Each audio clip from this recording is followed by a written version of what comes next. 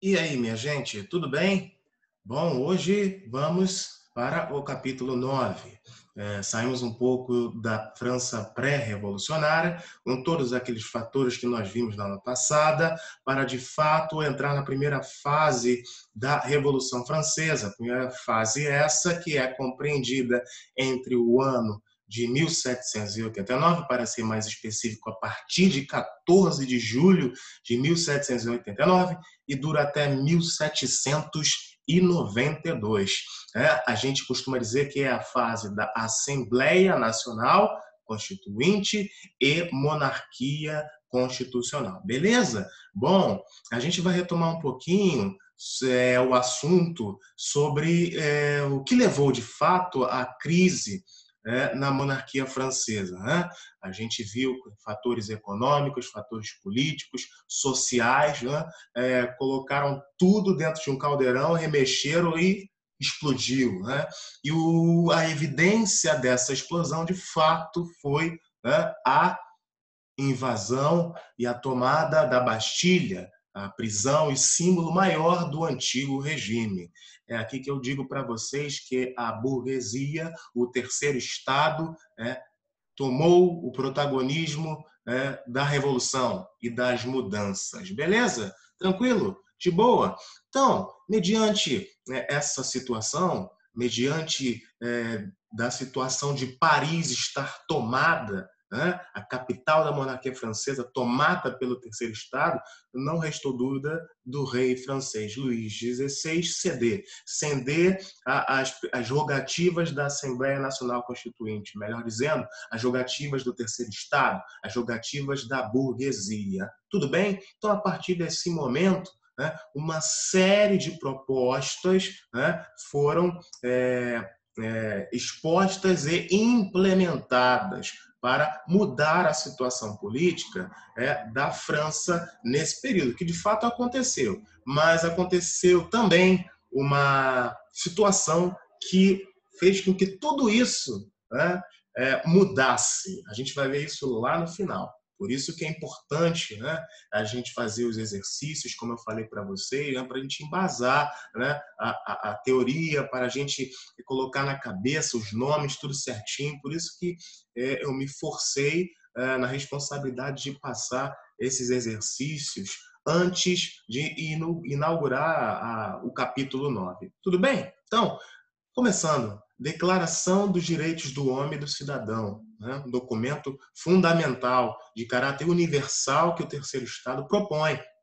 Né? Dentro dessa Declaração dos Direitos do Homem e do Cidadão, existiam artigos, né, muito importantes que tinham como objetivo acabar com toda essa estrutura monárquica, né, de opressão, de controle que era a França antes de 1789. Então, propostas como igualdade cívica, né, busca da felicidade, liberdade comercial, liberdade de expressão, né, nascem e são rogativas que o terceiro Estado coloca em primeira mão. E, de fato, isso acontece. Né? De fato, essas ações pensadas, concatenadas nesse documento, elas passam a vigorar. O rei tinha que ceder, gente, tinha que ceder.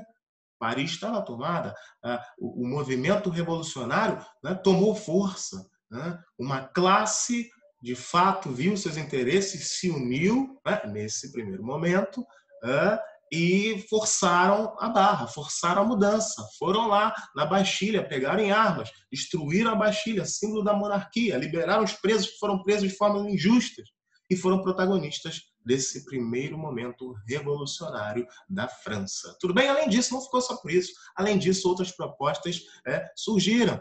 A abolição dos direitos feudais. Sim, todas as dívidas que os camponeses tinham com os nobres ou com a igreja foram rasgadas. Acabou, sem dívida, né? A opressão acabou. Vocês estão livres, não vão dever mais nada para esses nobres fratricidas, esses nobres, né, controladores. Agora a liberdade né, está presente na realidade de vocês, isso de fato aconteceu e, né, remexeu a estrutura de anos dos privilégios do primeiro Estado e do segundo Estado. E mais do que isso, criou-se uma Constituição. De fato, a, a, a França, pensada pelo terceiro Estado, pela burguesia, queria ser governada de modo constitucional. Ninguém pensou nesse momento em degolar a cabeça do rei, não. Isso vai acontecer depois, bem depois, tá? Na fase jacobina. Mas nesse primeiro momento houve uma conciliação. Era necessário ter o rei, mas esse rei tinha que ser acompanhado de uma constituição, para ele não ser um déspota, para ele não fazer o que ele queria. Tudo bem? Dentro dessa Constituição, é importante a gente levar em consideração que não deu para agradar gregos e troianos. Pois é, dentro do próprio terceiro Estado, né, existiam as diferenças de interesse. Né? Esse terceiro Estado tinha uma alta burguesia, tinha uma galera que tinha grana, né? Diferente do camponês, do povo, não tinha grana. E os objetivos, a partir desse momento, passam a ser divergentes. Não é por acaso que, dentro dessa Constituição, estabeleceu-se o voto censitário, ou seja, só quem tinha uma certa quantia de dinheiro, só quem tinha grana, bufunfa, plata, podia votar. Já começou a discórdia. Pois é, galera, não deu para agradar gregos e troianos. Beleza? E mais do que isso, né, foi votada uma lei, lei de Chapelier, uma lei que atendia, né, aos requisitos da própria burguesia dona de indústrias, donas de empresas, porque essa lei ela proibia o direito de greve dos trabalhadores. Opa, mais uma discórdia de interesses entre dentro do terceiro Estado. Tudo bem? Lembrando, o terceiro Estado era composto por burgueses, né? Burgueses com grana, mas também trabalhadores, camponeses, gente pobre. Tudo bem?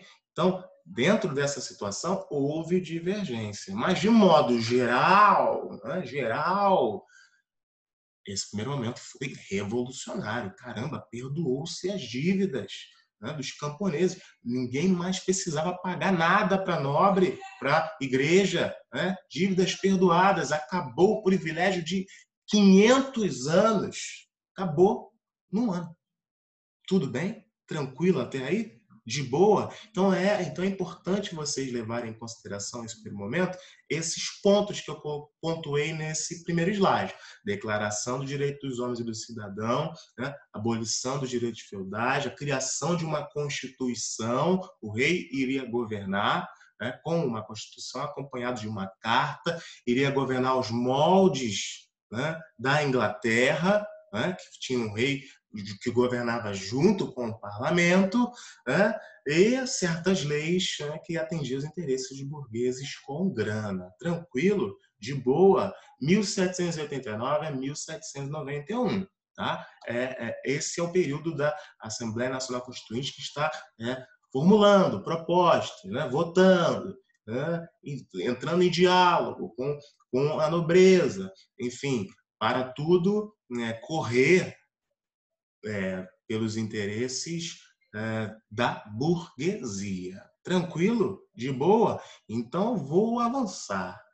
Vou avançar e mudanças vão acontecer. Galera, pois é, a França, ela ficou regida por uma monarquia constitucional. Mas o que acontece? O rei Luís XVI foge, é tido como um foragido pelos revolucionários. Ou seja, o rei jogava de dia de uma forma com o terceiro Estado e à noite confabulava com reis de outros reinos, como da Áustria-Prússia, no sentido de falar assim, olha só, me ajuda aqui, que você é degolado, eu não confio nesse terceiro Estado, não confio nesse, você pode me ajudar, o rei da Áustria, o rei da Prússia? Pois é, o rei Luís XVI formulou uma fuga para a Bélgica e depois ele iria para a Áustria, formar um exército para invadir a França e retomar a monarquia francesa com ele no seu ápice. Ou seja, o rei foi visto como um traidor da Revolução. Caramba, que situação. Descobriram o rei na estrada. Estava ele e seu séquito, todo mundo junto. Né? Não deu para se esconder. Né? Um bando de gente de noite, né? E o rei vestido como rei. Não teve como fugir. Né? Identificaram, o rei foi pego, foi preso, e aí a situação começou a pegar fogo. Pois é, galera.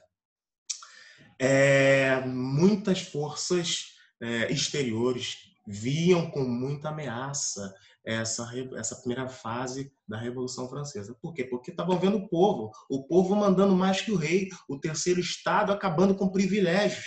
Então, certos reinos, como a Áustria, como a Prússia, estavam com medo de que os ventos dessa revolução chegassem lá, né, e influenciassem o povo de lá.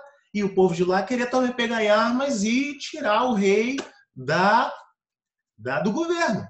Então, diante dessa situação, começou a se formular, né, uma liga militar que, de fato, né, queria invadir a França e colocar o rei Luís XVI novamente no poder. Mas, sabendo disso, o terceiro Estado forma uma milícia. Né? Uma milícia cujo nome foi reconhecido como Comuna de Paris. Pois é.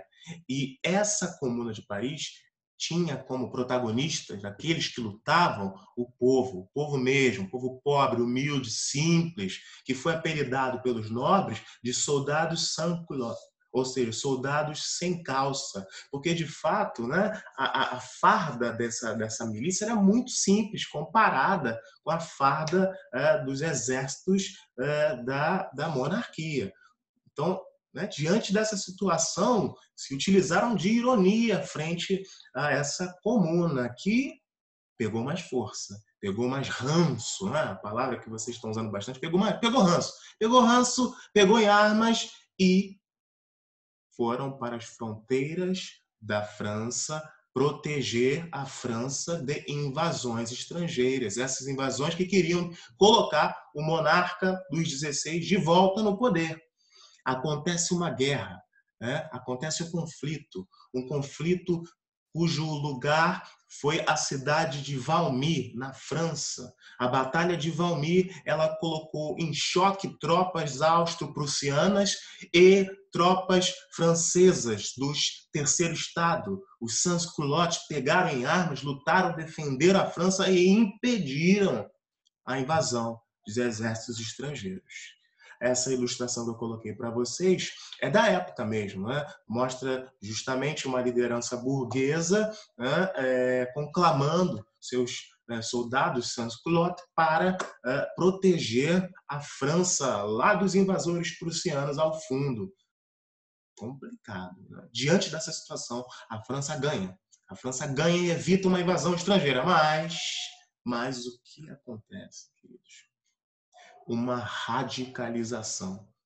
A partir desse momento, forças conservadoras que viam uma ameaça constante das conquistas da Revolução, o que fazem? É necessário a gente chegar no poder e tomar de modo radical esse poder. É necessário radicalizar, né, as ações. Terceiro Estado, vamos radicalizar isso, senão a nossa causa vai ser perdida.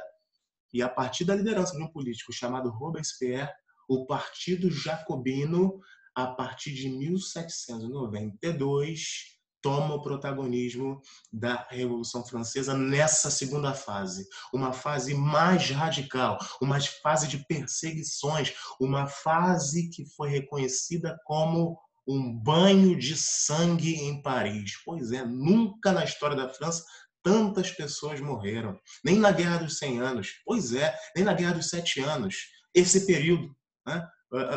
Período de 3 anos, morreram milhares de pessoas na França. Até mesmo componentes do terceiro Estado, porque na visão de Robespierre existiam traidores. Pois é, queridos. Degolou geral, todo mundo perdendo a cabeça.